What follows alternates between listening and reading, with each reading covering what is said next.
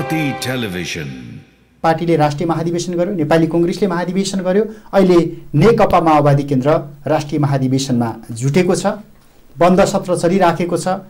विचारका सन्दर्भमा, नेतृत्वका सन्दर्भमा, नीतिका सन्दर्भमा, नाराका सन्दर्भमा विगतमा पार्टीले अंगीकार गरेको र पछिल्लो समयमा बाटोमा विचलन आएको सन्दर्भमा माओवादी केन्द्रले एउटा बन्द कोठाभित्र बहस गर्दै गर्दा पार्टी अध्यक्षको प्रतिवेदन, नयाँ नेतृत्व चुन्ने प्रक्रिया र विगतमा भएका कमजोरीका सन्दर्भमा माओवादीको नेतृत्व पंक्तिमा युवा पुस्ताले सशक्त रूपमा अहिले नेतृत्वलाई खबरदारी गरिराखेको अवस्था छ, बहस चलिराखेको छ। र समग्रतामा आज हामी माओवादीको यो महाधिवेशनबाट युवा पुस्ताले अथवा माओवादीको विचारमा आस्था राख्नेहरूले के अपेक्षा गर्ने त? संवादका लागि नेकपा माओवादी केन्द्र सम्बद्ध विद्यार्थी संगठन अखिल क्रान्तिकारीका निवर्तमान अध्यक्ष माओवादीका विद्यार्थी नेता रञ्जित तामाङसँग संवाद गर्दैछौँ। स्वागत छ। धन्यवाद। महाधिवेशनको हलबाट सिधै आउनुभएको छ तपाईँ। हजुर। पार्टी अध्यक्षको उद्घाटन सत्रको सम्बोधन, बन्द सत्रमा प्रस्तुत भएको प्रतिवेदन र सम्बोधन, तपाईँहरू जस्ता युथहरूलाई केही नयाँ ऊर्जा आयो? किनकि यो बिचमा माओवादी पंक्तिमा लागेका धेरै युवाहरूमा एक खालको निराशा थियो। हाम्रो यो महाधिवेशनले युवा पंक्ति मात्रै होइन, सिङ्गो माओवादी नेता कार्यकर्ताहरू र समर्थक शुभचिन्तकहरूलाई यसले ऊर्जा दिन्छ र यसले एउटा आशा भरोसा यसले जगाउँछ र त्यो जगाउन सकेर मात्रै यो माओवादीको महाधिवेशनको सार्थकता सिद्ध हुन्छ र माओवादी रूपान्तरणको नयाँ प्रक्रियामा जान्छ भन्ने कुराको सङ्केत हुन सक्दछ। सँगसँगै यहाँबाट सिङ्गो देशलाई पनि जसरी परिवर्तनका एजेन्डाहरू उठाएर माओवादीले लिएर आयो र ती परिवर्तनका एजेन्डाहरू आज बकरल्ती छन् देशमा, त्यसलाई सम्हाल्ने कोही मान्छे छैन। विभिन्न व्यक्तिहरू आए तर कसैले त्यसलाई सम्हाल्न, त्यसलाई कार्यान्वयन गर्न सकेन। त्यसमा त यो पार्टीको महाधिवेशनले चाहिँ यो महाधिवेशनले लिने निर्णयले सिङ्गो देशलाई नै एउटा ऊर्जा दिनेछ, आशा दिनेछ, एउटा भरोसा जगाउनेछ। रूपान्तरण भन्ने शब्द भन्नुभयो, माओवादीको रूपान्तरण। हिजोका दिनमा पालुङटार बैठक चल्दै गर्दा, बालाजुको त्यो भेला चल्दै गर्दा, अथवा खरिपाटी बैठक चल्दै गर्दा, अथवा खन्ना गार्मेन्ट आसपासको क्षेत्रमा भेला चल्दै गर्दा माओवादीले यसै गरी रूपान्तरणको कुरा गर्थ्यो। त्यति बेला तपाईँहरू भर्खर शान्ति प्रक्रियामा आउनुभएको थियो। बृहत शान्ति सम्झौतापछि माओवादी रूपान्तरण हुने, कहाँ गएर रूपान्तरण भयो? संसदीय राजनीतिको रूपान्तरण भयो। कुन राजनीतिक प्रणाली जसलाई माओवादीले हिजोका दिनमा यो त खसीको टाउको राखेर कुकुरको मासु बेच्ने थलो रहेछ, त्यहाँ गएर रूपान्तरण भयो। अबको रूपान्तरण चाहिँ कहाँनिर रूपान्तरण हुनु खोज्यो माओवादी? यस्तो छ, हामीले विगतको जुन तपाईँले भन्नुभएको जस्तो बालाजु विस्तारित बैठक, हाम्रो खरिपाटीको राष्ट्रिय भेला, त्यस पछाडि पालुङटारको विस्तारित बैठकमा हामीले मूल रूपमा देशको राजनीतिलाई कसरी अगाडि बढाउने, माओवादी अब कहाँ उभिन्छ देशको राजनीतिमा, हामी काङ्ग्रेस जस्तै हुन्छौँ कि हामी एमाले जस्तै हुन्छौँ कि माओवादी अलिक त्योभन्दा छुट्टै हुन्छ।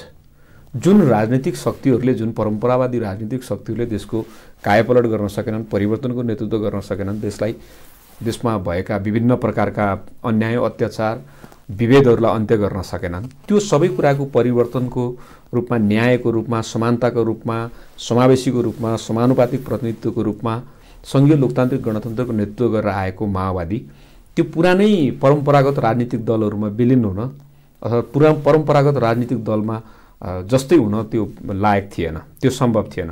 त्यो भएर हामीले त्यस बेला पार्टीमा छलफल बहस गऱ्यौँ कि हामी कसरी जान्छौँ। पार्टीभित्र दुईवटा कुराहरू थिए। एउटा कुरा प्राप्त उपलब्धिहरूको कार्यान्वयन गर्दै, जनतालाई बुझाउँदै सम्झाउँदै हामी स्टेप बाई स्टेप जनताको साथ र समर्थनमा लिएर हामी समाजवादको दिशामा जाउँ। पार्टीमा अर्को लाइन थियो कि त्यो चाहिँ हामी लडेरै सत्ता कब्जा गरेर, बल प्रयोग गरेरै तुरुन्तको तुरुन्त र्याडिकल्ली हामी चाहिँ यो सत्ता कब्जा गर्ने लाइनमा जाउँ भन्ने हाम्रो बहस त्यो भएको थियो। त्यस बेलाको बहसमा त्यो। अब आज त धेरै समय बितिसकेको छ। उहाँहरूले जतिसुकै क्रान्तिका कुरा गरे पनि र हामीलाई उहाँहरूले चाहिँ जुनसुकै प्रकारको कुरा गरे पनि र हामीले हिजो चाहिँ जुन प्रकारको व्यवस्था भनेका थियौँ तपाईँले भन्नुभयो जस्तो, त्यसलाई त हामीले एउटा सुधारिएको संसदीय व्यवस्थामा हामीले ल्याइसक्यौँ। हिजो चाहिँ राजासहितको प्रजातन्त्र थियो जसलाई हामीले खसीको टाउको देखाएर कुकुरको मासु बेच्ने भन्यौँ, त्यो एक प्रकारको विकृत नै व्यवस्था थियो। केही कम छ अहिलेको संसदीय व्यवस्थामा, केही कमजोरी, केही फरक के छ? होइन, फरक त धेरै छ। त्यो तुलना समावेशिता ल्याउनु भयो, त्यो तुलना त गर्न मिल्दैन। होइन समावेशिता ल्याउनु भयो, समावेशितामा को आए? होइन समावेशीमा त तपाईँ यस्तो छ, म तपाईँलाई एकदम टु दि पोइन्टमा भन्न चाहन्छु। हामीले त्यो व्यवस्था र यो व्यवस्थाको तुलना गर्न सक्दैनौँ। बरु मात्रै के भन्न सक्छौँ भने जुन स्तरमा बुलेट ट्रेनको गतिमा सिङ्गो जनताको जीवन स्तरमा परिवर्तन आउँछ, विकास आउँछ, समृद्धि आउँछ, सुशासन आउँछ, तर त्यो चाहिँ जनताको बलमा आउँछ भनेर हामीले जे भनेका थियौँ, मैले तपाईँलाई सुरुमै भने आज यी एजेन्डाहरू बकरल्ती छरिनुको पछाडि माओवादी कमजोर भएर हो। जनताले अपेक्षा गरेका थिए यो हिजोको जस्तै संसदीय व्यवस्था अथवा विकृत संसदीय अवस्था यस कारणले हुँदैन कि त्यहाँ परिवर्तनको एजेन्डा र मुद्दा उठाएर आएको माओवादी त्यो संसदमा छ, जसले जनताको कुरा गर्छ, जसले जनताको आधारभूत आवश्यकताको कुरा गर्छ, जनताप्रति उत्तरदायी भएर कुरा गर्छ र काम गर्छ भन्ने जे थियो हाम्रो कमजोरी त्यहाँ। हामी यो महाधिवेशनमा त्यो समीक्षा गर्न चाहन्छौँ। हामी यो महाधिवेशनबाट हामी चाहिँ आज तमाम परिवर्तनका एजेन्डाहरू जो छन् ती परिवर्तनका एजेन्डाहरू हाम्रो कारणले आयो, तर त्यसको कार्यान्वयन गर्ने तहमा हामी भएनौँ। हामीले केही कमजोरीहरू गर्दा, पार्टीभित्र विश्वास दिलाउन नसक्दा, पार्टीलाई एकताबद्ध राख्न नसक्दा, पार्टीलाई एकजुट बनाउन नसक्दा र आम जनतालाई यो माओवादी अरू जस्तो पार्टी होइन, यो भिन्न हो भन्ने कुराको अनुभूति दिलाउन नसक्दाखेरि हामी आज यो अवस्थामा देशको कमजोर राजनीतिक शक्तिको रूपमा आयौँ। यद्यपि हरेक सरकार निर्माण गर्ने कुरामा, हरेक प्रधानमन्त्री बनाउने कुरामा हाम्रो पार्टीको भूमिका छ, हाम्रो नेतृत्वको तर त्यतिले मात्रै हामीलाई पर्याप्त छैन। हामीले हेरौँ नि केपी ओलीको सरकार हेरौँ, देउवा सरकार पनि हेरिरहेका छौँ।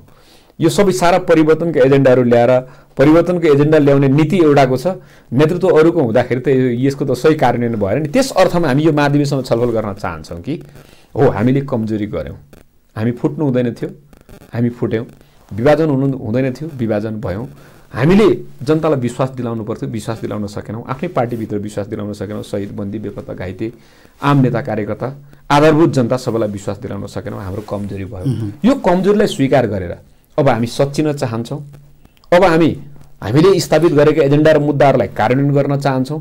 आम जनताको जीवन स्तर उठाउने सन्दर्भमा, आम जनताको जीवन स्तरसँग जोडिएर काम गर्ने सन्दर्भमा जनताले पनि महसुस गरिसक्नु भएको छ। एमाले गर्छ त्यो होइन रहेछ, कङ्ग्रेसले गर्छ त्यो होइन रहेछ, तर अहिले तुलना गर्दाखेरि पनि त्यस तुलनामा माओवादी सच्चिएर इमान्दारीपूर्वक आयो हो भने आजको मितिमा पनि तपाईले भनिराखेका कुराहरूलाई त्यस अर्थमा म तपाईँलाई भन्न चाहन्छु कि हामीले हिजो जुन विकृत अवस्था अथवा संसदीय अवस्था जे भन्यो, आजको सुधारिएको संसदीय अभ्यासमा जुन प्रकारको चाहिँ गतिविधिहरू भइरहेको छ, जस्तो कि एउटा सरकारको समग्रतामा कुनै पात्रको अनुहार हेरेर विश्लेषण गरिराख्नु भएको छ कि प्रवृत्तिलाई बिल्कुल होइन, मैले प्रवृत्तिगत कुरा गरिरहेको छु। जस्तो कि हामीले 72 मा संविधान बनाइसके पछाडि 3 वर्षभित्रमा सबै ऐन कानुनहरू बनाइसक्नु पर्थ्यो। हामी म्यान्डेटमा गयौँ, जनताको म्यान्डेटमा गयौँ। जनताको म्यान्डेटमा जाँदाखेरि विचार एजेन्डा मुद्दा मिलेको हुनाले हामीले नेकपा एमालेसँग कार्यगत एकता गऱ्यौँ।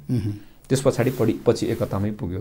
5 वर्षको समय अवधिको लागि एउटा स्थिर सरकारको निम्ति बनेको सरकारले 3 वर्षसम्म पुग्दाखेरि पार्टीभित्रका समीकरणहरूलाई व्यवस्थित गर्न नसक्दा कतिपय अहम, दम्भ, घमण्ड र हामीले जे कुरा हिजो सङ्कल्प गरेका थियौँ त्यो सङ्कल्पमा इमान्दार बन्न नसक्दाखेरि त्यो एउटा निर्वाचित प्रतिगमनकारीको रूपमा त्यो देखा पर्यो, पटक पटक देखा पर्यो। दुई पटक संसद विघटन भयो र तेस्रो पटक संसद पुनर्स्थापना भएर अहिले त्यो चलिरहेको छ। यद्यपि जसले विघटन गर्यो उसले निर्लज्ज अहिले संसदमा पनि गएको छ र त्यहाँ संसदमा गएर पनि फेरि त्यो संसदको चाहिँ हुर्मत लिने काम गरिरहेको छ भन्दा यो हिजोको व्यवस्थाभन्दा फरक हुन खोजेको छैन। त्यसैले अब जनताले के कुरा चिन्नु पर्यो र के कुरा जान्नु पर्यो भने हिजो हामीले जो व्यक्तिलाई, जुन राजनीतिक दललाई यसले गर्छ कि भनेर विश्वास गऱ्यौँ, हामीले पनि विश्वास गऱ्यौँ, जनता पनि झुक्किनु पर्यो, हामी पनि झुक्कियौँ। त्यस पछाडि अहिले सरकार तपाईहरुलाई त्यो भ्रममा आज यो सरकार बन्यो। निर्मम ढङ्गले भन्दाखेरि 52 सालमा 40 बुँदे मागपत्र बुझाएको, मागपत्र सुनवाई नभएको, तपाईका नेताका टाउकाका मूल्य तोकिएका, होलिरीदेखि त्यति धेरै ठाउँमा फौजी हमला अथवा भिडन्त भएको, त्यही पार्टी त्यही पात्र त्यसलाई बोकेर हिँडेर अनि संसदीय राजनीतिभित्र हामी शुद्धिकरण खोजिराखेका छौँ, यो प्रणालीगत सुधार खोजिराखेका छौँ, जनतालाई हामीले गरेको प्रतिबद्धता अनुसारको शक्ति निर्माणको लागि हामी जुटिराखेका छौँ भन्दाखेरि जनताले तपाईँहरूको नि त हुर्मत त लिइहाल्छ नि, निर्मम भएर व्याख्या गर्नुहोस् न। योभन्दा हुर्मत लिने जनताले योभन्दा हुर्मत लिने ठाउँै छैन तपाईँहरूलाई। पहिलो संविधान सभाको निर्वाचनमा जनताको त्यति धेरै अपार माया, जनताको माओवादीप्रतिको विश्वास जे थियो, आखिर त्यसको सजाय त हामीले त्यस बेला हामीले ठिक ढङ्गले काम गर्न नसक्दा त्यसको सजाय हामीले भोगिसकेका छौँ। यद्यपि हामीले गरेनौँ, हामी जनताको नजरबाट हामी गिर्यौँ वा जनतालाई हामीले विश्वास दिलाउन सकेनौँ। अरूले त्यस पछाडि जनताले अरूले गर्छ कि भनेर आखिर टेस्ट गरी हेऱ्यो, उनीहरू पनि त टेस्टेड भए, आखिर परिणाम त के आएन नि। यसो हुँदाखेरि अब हामी जनताको बुझाइ र हाम्रो माओवादीको यो महाधिवेशनमा हाम्रो अहिलेको छलफलको मूल भनेको के हो भने अरूको तुलनामा माओवादी नै ठिक, अरूले भन्दा गर्दा यसैले गर्छ, तर यसको गर्ने तरिकामा चाहिँ अलिकति मिलाउनुपर्छ, त्यो आत्मालोचना हुनुपर्छ, मतलब सेल्फ रियलाइजेसनको त्यो चाहिँ प्रोसेस हुनुपर्छ भन्ने मान्छेले जे लागेको छ त्यो अनुरूप हामी यहाँ समीक्षा गर्दैछौँ र हामी भन्दैछौँ कि हामी जनताका परिवर्तनका एजेन्डाहरूप्रति हामी इमान्दारीपूर्वक उभिन्छौँ। हामी स्वास्थ्य, शिक्षा, रोजगारका कुराहरूमा राज्यको सम्पूर्ण दायित्व स्थापित गर्न हामी लाग्छौँ। समावेशी समानुपातिक प्रतिनिधित्वलाई हामी ग्यारेन्टीका साथ लागू गर्न हामी प्रयत्न गर्छौँ। संघीयताको सन्दर्भमा, गणतन्त्रको सन्दर्भमा चाहिँ धर्मनिरपेक्ष लगायतका तमाम परिवर्तनका एजेन्डा र मुद्दाहरू छन्, सामाजिक न्यायका मुद्दाहरू छन्, यो कुरामा हामी इमान्दारीपूर्वक उभिन्छौँ। विकास, समृद्धि र सुशासनको जो चाहिँ हामीले प्रतिबद्धता भनेका छौँ त्यसलाई हामी पारदर्शी ढङ्गबाट काम गर्छौँ, तर अवसर दिनु पर्यो, फेरि त्यसको निम्ति अवसर दिनु माओवादीले हामी सच्याएर आउन तयार छौँ। जनताले विश्वास गरेर हामीलाई फेरि अवसर दिनु पर्यो। हाम्रो यो महाधिवेशनको हाम्रो मूल चुरो कुरा हो त्यो हो र त्यसको निम्ति सारमा तपाईँहरू सुधिएको भनेर अनुभूति गर्ने चाहिँ के? जस्तो तपाईँको पार्टी अध्यक्षले भने जस्तै म अब डेरा सर्छु, यो बङ्गलामा बस्दिनँ, म अब यो सुरक्षा घेरामा बस्दिनँ, म यो गाडीमा बस्दिनँ, पार्टी बिग्रियो, मेरै कारणले बिग्रियो, मैले एकताबद्ध गर्न सकिनँ, सुदृढ गर्न सकिनँ भनेर जति आत्मालोचना उहाँले गरिराख्नु भएको छ नि, सारमा जनताले हेर्ने र माओवादी सच्चिएछ, अब चाहिँ पहिलाकै धरातलमा फर्किन थालेछ भनेर त्यो अनुभूति गर्ने बिन्दु चाहिँ के मान्ने त? अब होइन, बिन्दु यस्तो हो, हामीले पहिलो कुरा त माओवादी पार्टीलाई नीति योजना र कार्यक्रममा हामी जनताको बिचमा फर्काउने कुरा गर्ने हो। एक नम्बर कुरा, राजनीतिक रूपले चाहिँ आजको नेपालको राजनीतिमा सबै पार्टीहरूको तुलनामा अब हामी फेरि एकचोटि जनताका आकाङ्क्षाहरू पुरा गर्न लाग्नुपर्छ भन्ने कुरा बुझ्ने हो। अर्को कुरालाई हेर्दाखेरि चाहिँ हामीले के गर्ने हो भने तपाईँले भन्नुभयो जस्तो नेताहरूको हाउभाउ, शैली, संस्कृति, यो सबै कुरामा हामीले यसलाई जनवादीकरण गर्ने हो, जनताको लेभलमा हामी जाने हो। एउटा नेतालाई, एउटा पार्टीको एउटा अध्यक्षलाई एउटा घर चाहिन्छ, एउटा सवारी साधन चाहिन्छ, त्यो अनुसारको सेक्युरिटी आदि इत्यादि चाहिन्छ भन्ने कुरालाई अब धेरै हाइलाइट गर्नुपर्ने, हाई साउन्डिङ गर्नुपर्ने केही कुरा छैन। तर जसरी जनताले कतिपय व्यक्तिहरूसँग जोडेर, कतिपय नातागोतासँग जोडेर, कतिपय यो वा त्यो आधारमा विभिन्न प्रकारले चाकडी गर्नेहरू, वरिपरि घुम्नेहरू, हैन, त्यस्ता मान्छेहरूको कारणले गर्दाखेरि यो पार्टीमा फिल्डमा काम गर्ने, इमान्दारीपूर्वक काम गर्ने, जनताको बिचमा जाने, जनप्रिय मान्छेहरू छुट्दै जाने, तर नेताको वरिपरि घेराहरूमा घेराबन्दी गरेर चाहिँ केही मान्छेहरूले त्यो लिइराख्ने, पटक पटक मान्छे मन्त्री हुने, पटक पटक मान्छे सांसद हुने, उही मान्छे उही पार्टीको नेतृत्वमा आउने, शहीद बन्दी बेपत्ताको घरमा कोही नजाने, तिनका समस्याहरूलाई कसैले नबुझ्ने, बन्दी घाइते लगायतका जो पूर्व पिएलए साथीहरू चाहिँ विदेशमा गएर श्रम गर्नुपर्ने, पार्टी कार्यकर्ताहरूको जीवनस्तर उहीका जिउका तिउँ रहने, तर नेताहरू रातारात चाहिँ त्यो वर्ग चाहिँ उत्थान भइराख्ने, यस्तो प्रकारको जुन पार्टीभित्र एकदम डिसब्यालेन्स भयो, असन्तुलनकारी जुन प्रकारको वर्ग पार्टीभित्रै बन्यो, त्यो कुरालाई निमिट्यान गर्ने, त्यो कुरालाई हल गर्ने यही नेतृत्वबाट र त्यो सबै कुराको निम्ति पार्टीलाई आधारभूत तहदेखि माथिसम्म उत्पादनमा, रोजगारमा, आत्मनिर्भरतामा वा हामीले भन्दाखेरि एउटा राष्ट्रिय पुँजीको, राष्ट्रिय उत्पादनलाई बढी बढावा दिने हिसाबले सिङ्गो कार्यकर्ता पङ्क्तिलाई त्यो ठाउँमा लैजाने भनेर हामीहरूले भनेको छौँ। र त्यसको निम्ति तपाईँले भनेको सही कुरा हो कि हामी कमरेड प्रचण्डकै नेतृत्वमा हामी जान चाहन्छौँ, किनभने प्रचण्ड कमरेडले जनयुद्धको एउटा सफल नेतृत्व गर्नुभयो। पछिल्लो संविधान निर्माणदेखि लिएर यो चाहिँ प्रतिगमनको आन्दोलन हुँदै यहाँसम्म आउँदाखेरि पनि एउटा स्टेटम्यानसिपको रूपमा उहाँले भूमिका खेलिराख्नु भएको छ। यद्यपि उहाँका कमजोरी छ, उहाँले आफूलाई गम्भीर ढङ्गले यो प्रतिवेदनमा पनि र उहाँले चाहिँ यो महाधिवेशनमा पनि उहाँले आफूलाई एकदम गम्भीर आत्मसमीक्षासहित, आत्मालोचनासहित प्रस्तुत गर्नुभएको छ। यसो हुँदाखेरि प्रचण्ड कमरेडप्रतिको जुन हाम्रो एउटा चाहिँ करेजमेटिक एउटा चाहिँ एक्सपेक्टेसन थियो, अपेक्षा थियो, र उहाँ एउटा दूरदर्शी नेता हो। उहाँले चाहँदा यो देश कायापलट हुन सक्यो र अब फेरि अर्को नयाँ ढङ्गबाट जान सक्छ भने हामीलाई जे लाग्थ्यो। उहाँहरूमाथि विभिन्न प्रकारका टीका टिप्पणी प्रश्न आलोचनाहरू हुँदै गर्दाखेरि आज उहाँले सबै टीका टिप्पणी र आलोचनाहरूको जवाफ दिने गरी मैले आफैलाई करेक्सन गर्न म तयार छु भनेर जसरी आउनुभयो, अब हामीले साँच्चै रूपमा हामीले देखेका छौँ कि हामीले सोचिरहेका छौँ कि यदि उहाँले त्यो कुरालाई इमान्दारीपूर्वक ल्याउनु भयो भने जनताको विश्वास जित्ने यो पार्टी फेरि हुन्छ। अहिलेको सत्ता समीकरणमा अथवा शेरबहादुर देउवा नेतृत्वको सरकारमा जानुलाई चाहिँ माओवादीले कसरी कुन रूपमा लिएको रहेछ त्यो प्रतिवेदनमा अथवा तपाईँहरूको महाधिवेशनमा आएका आम सहभागीहरूको क्रिया प्रतिक्रिया हेर्दा सही कि गलत? होइन, यो त बिल्कुल सही हो। किन सही हो भने यो प्रतिगमनको दिशातर्फ हामीले विकास समृद्धि सुशासन समृद्ध नेपाल सुखी नेपालीको नारा बनाएर समाजवादतर्फ जाने भनेको सरकार त यति ओम्नी हुँदै हुँदै विभिन्न प्रकारका चाहिँ दलालहरूको चङ्गुलमा फस्दै फस्दै अन्ततः आएर यो सिङ्गो जनताले लडेर ल्याएको व्यवस्थामाथि नै आक्रमण गर्यो। एउटा घाइते बाघले जस्तो अगाडि जे आउँछ त्यसलाई आक्रमण गर्ने, समग्र यो व्यवस्थालाई नै धरापमा हाल्ने, यो व्यवस्थालाई नै चाहिँ कत्लेआम गर्ने प्रकारको स्थिति बन्यो। त्योबाट देशलाई रेस्क्यु गर्ने, यत्रो त्याग समर्पण र बलिदानको जगमा स्थापित भएको यो व्यवस्थालाई बचाउने एउटा दूरदर्शी निर्णय गर्नु आवश्यक थियो। त्यसको निम्ति आजको यो गठबन्धन बन्यो। त्यो गठबन्धनको जगमा एउटा चाहिँ अल्टरनेटिभ सरकार बन्यो। यो सरकारले निर्वाचन गराउँछ आदि इत्यादि गराउँछ भन्दा त्यो प्रतिगमनको तुलनामा यो एकदम सही कदम। घटनाकै आधारमा कि विचारका आधारमा? होइन, यस्तो घटना विचारका आधार त भन्नै मिलेन। घटनाकै हिसाबले विचारका लागि लड्ने हो नि तपाईहरु। विचारकै हिसाबले होइन, विचारकै हिसाबले हेर्दाखेरि त तपाईँ हेर्नु होला अहिलेको 5 दलीय गठबन्धनमा त हामी 5 तिरै फर्केका राजनीतिक पार्टीहरू छौँ होइन। तर मुख्य कुरा के हो भने पार्टी विचार भन्दा पनि घटनाले सिङ्गो देशको परिवर्तनमाथि प्रश्न चिन्ह खडा भयो। यसले आखिर जुनसुकै राजनीतिक दल भए पनि नेपालमा खुलेको राजनीतिक दल भइहाल्यो, तर ती दलहरूले चाहिँ नयाँ ढङ्गबाट पहल कदमी नलिँदाखेरि प्रतिगमन संस्थागत हुने, यत्रो लामो समय लडेर आएको व्यवस्था चाहिँ फेरि एउटा प्रतिगमनकारीको सनकको भरमा व्यवस्था सिङ्गो व्यवस्था सकिएर देश चाहिँ एउटा असफलताको एउटा अन्योलताको बाटोतिर गन्तव्यतिर लाग्ने जुन परिस्थिति बन्यो नि, त्यो एउटा सामान्य चान्चु नै तपाईँ हामीले भनेको सामान्य घटना यो होइन, एउटा निकै ठुलो नेपालको राजनीतिको निकै ठुलो परिघटना हो। अब हिजोका दिनमा तपाईँकै पार्टीको महाधिवेशनमा प्रधानमन्त्रीले सम्बोधन गरिरहँदाखेरि अब जस्तो अहिले सिङ्गो राष्ट्रिय राजनीति बौद्धिक जगत सञ्चार माध्यम अथवा कूटनीतिक नियोग सबै तरङ्गित भइरहेको एमसिसीको प्रसङ्ग, राष्ट्रवादका कुरा गर्नुहुन्छ तपाईँहरू, राष्ट्रहितका कुरा गर्नुहुन्छ र राष्ट्रिय शक्ति निर्माणको लागि लाग्नुपर्छ, माओवादीले नेतृत्व गर्नुपर्छ भनिराख्नु भएको छ। एमसिसीका सन्दर्भमा शेरबहादुर देउवाको हिजोको अभिव्यक्ति सार्वजनिक रूपमा आइराखेको छ। अब राष्ट्रवाद राष्ट्रको संरक्षण गर्ने हो कि संविधानको संरक्षण गर्ने हो कि अथवा गठबन्धनको संरक्षण गर्ने हो भन्ने खालको अग्नि परीक्षामा त तपाईँको पार्टीको नेतृत्व यति बेला छ नि।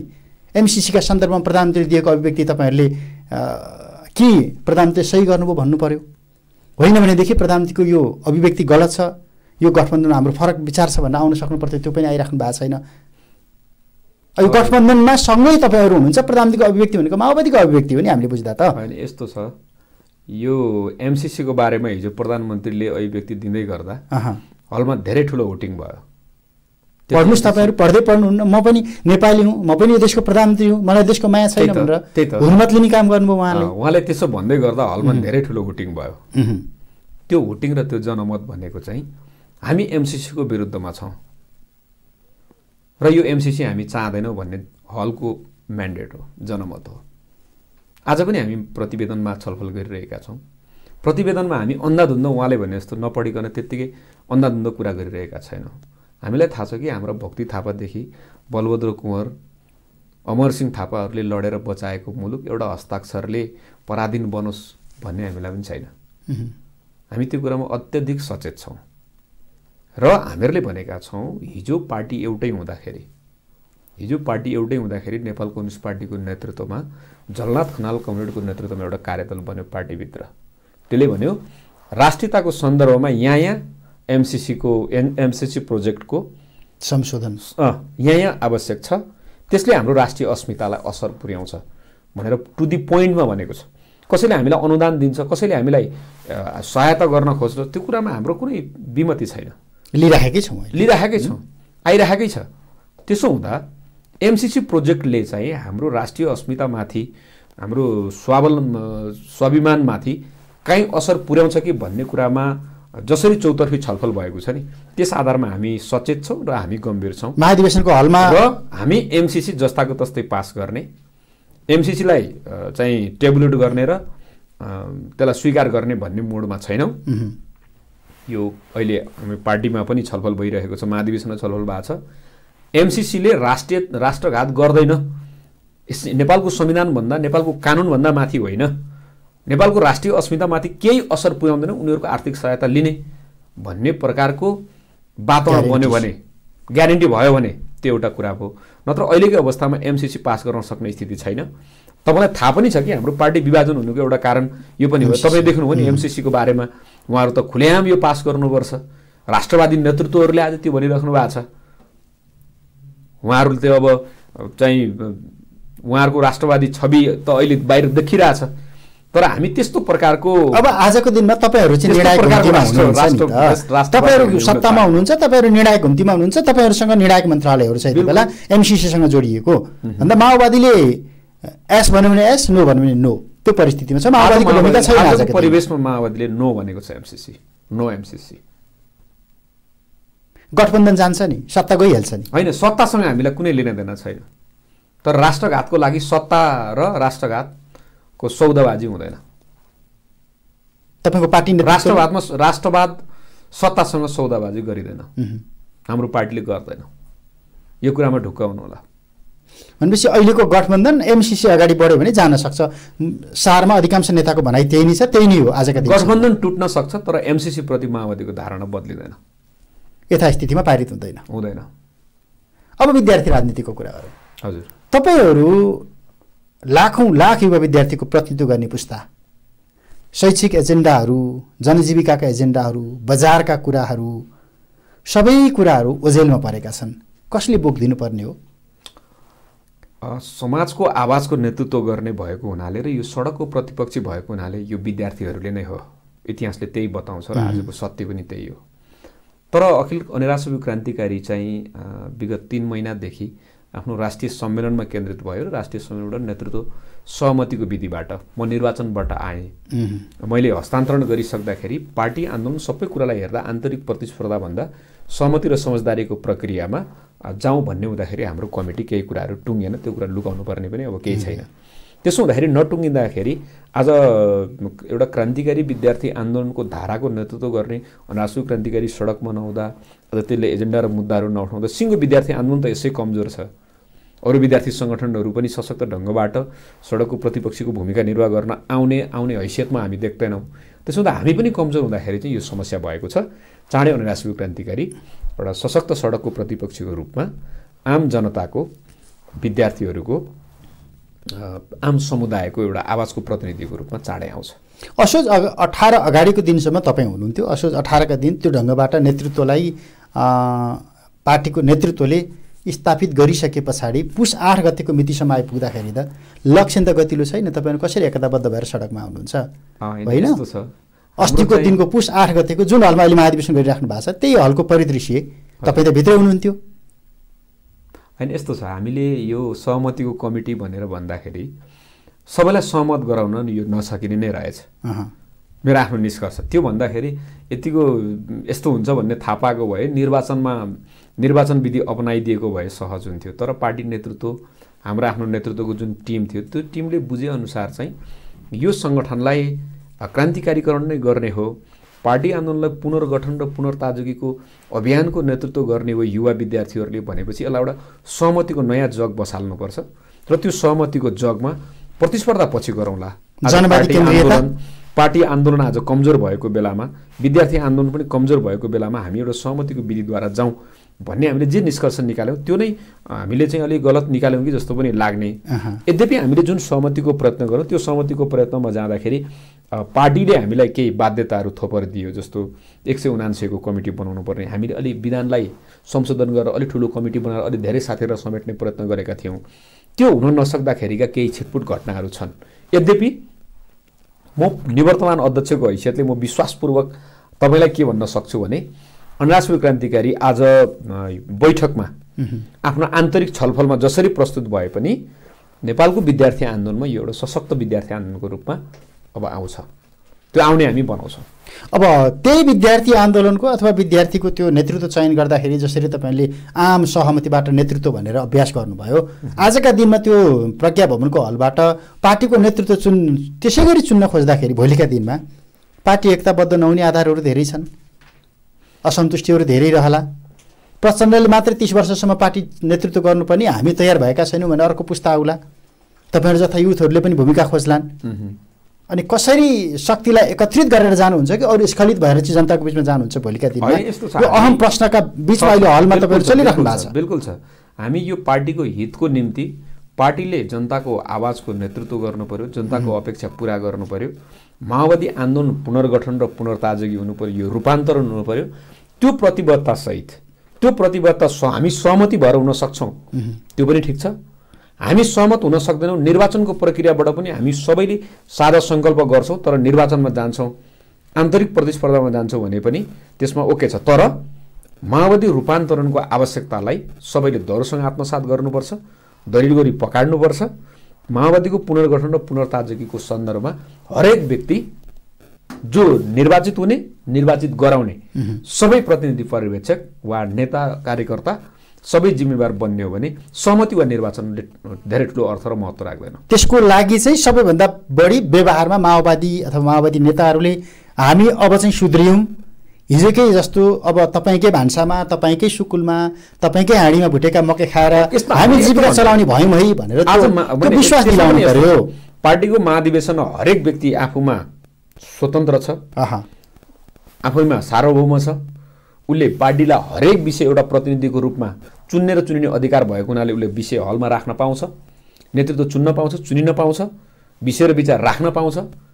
तर महाधिवेशन बाहिर निस्किसके पछाडि एकताबद्ध भएर एउटै स्वर बनाएर कदममा कदम मिलाएर ऊ अगाडि बढ्नुपर्छ। यदि त्यो गर्न सकेन भने मात्रै पार्टी स्खलित हुने हो र यो पार्टी पनि अरू पार्टी जस्तै हो भने त्यसमा पनि अरू पार्टी जस्तो किन भन्ने। आज नेकपा एमालेको महाधिवेशन सकेर उहाँहरू बाहिर निस्किँदा जे भनिराख्नु भएको छ, कङ्ग्रेसको त्यत्रो प्रतिनिधिहरू भएर त्यत्रो चुनाव गरेर यहाँ बाहिर आउँदाखेरि अब एउटै स्वर मिलाउने हो, एउटै धारणा राख्ने भनेर जसरी भनिराख्नु भएको छ, कम्तीमा हामीले अरूलाई त बुझ्न भनेका छौँ, उहाँहरूभन्दा त उनीहरूभन्दा त हामी अब्बल भनेका छौँ भने त्यो अनुसारको संस्कृति पनि त चाहियो, त्यो अनुसारको हामीले संस्कार पनि त सिक्नु पर्यो, देखाउनु पर्यो। यो चुनौती हाम्रा सामु छ तर हामी त्यो गर्ने। त्यो हलबाट फेरि बाबुराम भट्टराईहरू, मोहन वैद्यहरू अथवा विप्लवहरू जन्मिए भने चाहिँ माओवादी सिद्धिन्छ कि होइन? त्यही जन्मिँदैन, हामी जन्मिने होइन, हामी चाहिँ मोहन वैद्य, किरण, बाबुराम, विप्लव लगायतका जति पनि हिजोका हाम्रा दिग्गज नेताहरू, माओवादी आन्दोलनमा का दिग्गज नेताहरू हुनुहुन्छ जो आज यो पार्टीभन्दा बाहिर हुनुहुन्छ, उहाँहरूलाई यो पार्टीमा फर्क्यौँ लाग्ने एउटा रहर लाग्दो पार्टी बनाऊ र त्यो सन्देश यो महाधिवेशनमा दिउँ भन्ने छ हाम्रो। विचारै बोकेको छैन माओवादी सिद्धिसक्यो त उहाँहरूको भनाइ हो नि त, उहाँहरूको भनाइ होइन। अब संसदवादी राजनीतिज्ञहरूको रक्षण भयो माओवादी भनेर भनिराख्नु सार्वजनिक रूपमै उहाँहरूले होइन भनिराख्नु भएको छ। भन्न त अरूले पनि हामीलाई धेरै टिप्पणी गरेका छन् तर उहाँहरूले गरिराख्नु भएको के छ भन्ने कुरा, त्यो कुरा त प्रश्न त उहाँहरूलाई पनि तेर्सिन्छ नि। उहाँहरूले हामीलाई यिनीहरू गद्दार हुन्, यिनीहरू यो हुन्, यिनीहरू संशोधनवादी हुन्, यिनीहरू चाहिँ त्यो पुरानै अभ्यासमा संसदीय अभ्यासमा गयो, अरू एक थान बढ्यो भनेर आदि इत्यादि भन्नुभयो नि। हामी क्रान्तिकारी हो, हामीले क्रान्तिको नेतृत्व गर्ने हो, जनयुद्ध भागदुई गर्ने हो, अरू आदि इत्यादि भन्नुभयो। आखिर उहाँहरूले पनि त त्यो सक्नु भएन। नेपालको वस्तुगत स्थिति, नेपालको समाजको चाहिँ अवस्था त त्यो पनि रहेन रहेछ नि त, त्यसलाई स्वीकार गर्ने पनि रहेन रहेछ नि त। त्यो उहाँहरूको भन्दा त हाम्रै यही पार्टी आन्दोलन भविष्य देख्ने, यही पार्टी आन्दोलनलाई सुधारेर, यही पार्टी आन्दोलनलाई बनाएर कमजोरीहरूलाई सच्याएर अगाडि जाँदाखेरि यसैले देशको नेतृत्व गर्न सक्छ भन्ने आम विश्वास बढी त यहीँ रहेछ नि। त्यसो हुँदाखेरि अब उहाँहरूले त्यसो हामीलाई भन्नुपर्ने, सत्तो सराप गर्नु र हामीले पनि उहाँहरूलाई तपाईँहरू केही होइन भन्नुपर्ने अब कुनै जरुरी छैन। हामी आफ्नो आफ्नो आत्मसमीक्षा गरौँ, नयाँ ढङ्गले हामी एक ठाउँमा उभियौँ। हामी माओवादीहरू मात्रै होइन, एजेन्डा र मुद्दा मिल्नेहरू सबै एक ठाउँमा उभियौँ। केपी ओली पनि सच्चिएर आउनुहोस्, उहाँले जुन प्रकारको हट दम्ब देखाउनु भयो, यो समग्र जनताको अपेक्षामाथि जसरी एसिड छर्किने काम गर्नुभयो, उहाँ सच्चिएर आउनुहोस्। उहाँसँग पनि हामी त फेरि समाजवादमा, तर उहाँ नौटङ्की समाजवाद होइन, गफमा समाजवाद होइन, रियलमा ऊ समाजवादप्रति प्रतिबद्ध भएर हिजो मैले गल्ती गरेँ भनेर आउनुहोस्, सच्चिनुहोस्। हामी त फेरि एउटै बनाउन हामी तयार नै छौँ। भन्दा पुरानो माओवादीहरू एक ठाउँमा उभिन त हामीलाई के गाह्रो छ र? केपी ओलीलाई वर्गीय शत्रु ठानिराख्नु भएको छ, शेरबहादुर देउवाहरूलाई वर्गीय मित्र ठानिराख्नु होइन। वर्गीय शत्रुले त हामीहरूले भनेका छैनौँ, सम्भवै भएन नि। होइन, वर्गीय शत्रु त हामीहरूले भनेका छैनौँ, तर उहाँको शैली र तरिका चाहिँ कम्युनिस्ट खालको, समाजवादी खालको, र उहाँले जसरी एकदम मिठो कुरा गर्नुहुन्छ नि, होइन, जस्तै भए झापाको विद्रोहबाट जन्मिएको नेता हो, होइन, झापा विद्रोहबाट जन्मिएको नेता धेरै नेताहरू हुनुहुन्छ नि, झापा विद्रोहबाट जन्मिएका त अरू धेरै नेताहरू हुनुहुन्छ नि। उहाँ चाहिँ झापा विद्रोहबाट जन्मिएको हुनाले उहाँ चाहिँ सर्वश्रेष्ठ, सिपी मैनाली, राधाकृष्ण मैनाली लगायतका अरू नेताहरू चाहिँ अर्कै प्रकारको भएन नि त, त्यसो भन्नु त भएन नि त। आखिर पानी उस्तै हो, हावापानी उस्तै हो, त्यो कारणले त्यो म त्यतापट्टि जान चाहन्न। हामी यति कुरा हो कि विचार मिल्नेहरू, रियलमा समाजवाद मान्नेहरू, अहिलेको परिवर्तनलाई समातेर जनताको जीवनस्तरलाई उकास्नुपर्छ भन्नेहरूको बिचमा एकता, सहकार्य अथवा कार्यगत एकता जरुरी छ। हामी त्यो गर्छौँ, चुनावका लागि त्यो आवश्यक छ। होइन, चुनाव पनि हो, त्यो सत्ता पनि हो, त्यो चाहिँ जनताको चाहिँ पक्षमा काम गर्नको लागि सँगसँगै हातेमालो गरौँ भन्दा हामी सबै राजनीतिक दलहरू अहिले हाम्रो देश जुन स्थितिमा छ, यो कुरालाई हेर्दा हामी प्रतिस्पर्धा गरौँला। चुनावमा जनताले कसलाई पत्याउँछन्, कुन नेतालाई, कुन पार्टीलाई, कुन चुनाव चिन्हलाई, त्यो पछि हेरौँला। तर देशको मूल आवश्यकता भनेको विकास भयो, रूपान्तरण, विकास भयो, चाहिँ समृद्धि भयो, सुशासन भयो, चाहिँ स्वास्थ्य, शिक्षा, रोजगार लगायतका यस्ता कुराहरूको कार्यान्वयन, मौलिक अधिकारहरूको कार्यान्वयनको कुरा भयो। यति मात्रै गर्ने हो भने जनताले चाहेको, जुन पार्टीले गरोस्, जनताले अहिले चाहेको यो हो। अन्त्यमा माओवादी यो महाधिवेशनको हलबाट निस्किएर बाहिर तपाईँहरू निस्किएर गाउँ गाउँमा जाँदै गर्दाखेरि कुन विचार, कुन कार्यदिशा र कुन नेतृत्व, कस्तो नेतृत्व लिएर जान्छ, यी तीनटा कुरामा? अब हामी चाहिँ मेन विचारको कुरा भयो। प्रचण्ड कमरेडकै नेतृत्व, प्रचण्ड पथ त छाडियो क्यारे, प्रचण्ड पथमा हामी जाँदैनौँ भनिसक्यौँ। प्रचण्ड कमरेडकै नेतृत्वमा हामी चाहिँ हिजोको हाम्रा टुटफुट विभाजन, हामीले हिजो जनताले विश्वास गर्दाखेरि त्यो अनुसारको काम गर्न सकेनौँ, त्यो अनुसारको जनतालाई विश्वास दिलाउन सकेनौँ। हाम्रा शहीद, बन्दी, बेपत्ता, घाइते योद्धाहरू लगायतका सिङ्गो पार्टी कार्यकर्ताहरूको जीवनस्तर व्यवस्थित गर्ने कुरा, संविधानको कार्यान्वयन लगायतका परिवर्तनका एजेन्डाहरूलाई संस्थागत गर्ने कुरामा हामीले जसरी भूमिका खेल्नु पर्थ्यो, ती कुराहरूमा एउटा कुरा जनताले पनि हामीलाई विश्वास गर्नु भएन, अर्को कुरा चाहिँ हाम्रा पनि कमजोरी भए। त्यसैले अब हामी फेरि जनतामा अपिल लिएर जान्छौँ कि हामी यो देश बनाउन चाहन्छौँ, हामी परिवर्तन संस्थागत गर्न चाहन्छौँ, आम आधारभूत जनताको जीवनस्तरमा परिवर्तन ल्याउन चाहन्छौँ। यिनै एजेन्डा र मुद्दाहरू बोकेर हामी चाहिँ निस्किन जान्छौँ। हुन्छ, समय र सम्वादको लागि धन्यवाद। हस्, धन्यवाद।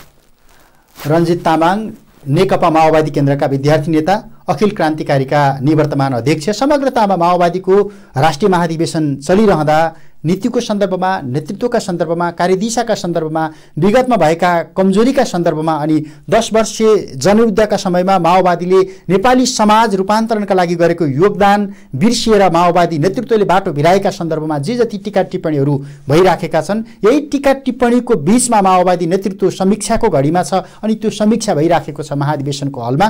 अनि यो महाधिवेशनबाट माओवादी कुन रूपमा, कसरी, कस्तो नेतृत्व, कुन नीति लिएर बाहिर निस्कन्छ र अब माओवादीबाट के अपेक्षा राख्ने, समग्रतामा माओवादीको यो सम्मेलनलाई युवाको आँखाबाट हेर्ने र विश्लेषण गर्ने प्रयत्न गऱ्यौँ। समय र संवादका लागि रञ्जित तामाङलाई फेरि पनि धन्यवाद दिन्छु। बागमती टेलिभिजन हेर्दै रहनुहोला। नमस्ते।